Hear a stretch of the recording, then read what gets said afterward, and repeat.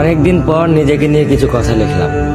ধ্বংসের দিকে তাকিয়ে মুচকি হাসি দেওয়া অদ্ভুত মানুষ আমি। হয়তো আমি পাগল, হয়তো অনুভূতির ভিতরে কোনো এক গভীর অতল দুঃখ বাসা বেঁধেছে। তবুও নিজেকে জোর করে হাসাতে শিখে গেছি। যেদিন ভেতরটা একবারে ভেঙে গিয়েছিল, সেদিনও বাইরে থেকে এক চিলতে হাসি মুখে নিয়ে সবার সামনে দাঁড়িয়েছিলাম।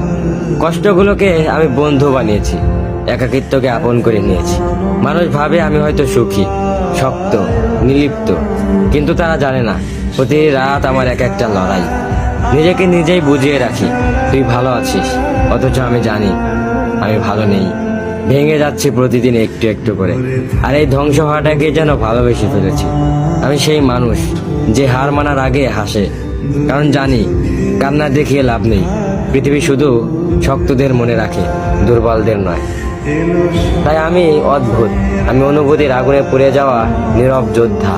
আমার জীবন কোনো সুখের গল্প নয়, এটা নিঃশব্দ বিপ্লব, যেখানে হাসির আড়ালে লুকানো থাকে হাজারো না বলা কথা, ভাঙা স্বপ্ন, হারিয়ে যাওয়া আমি।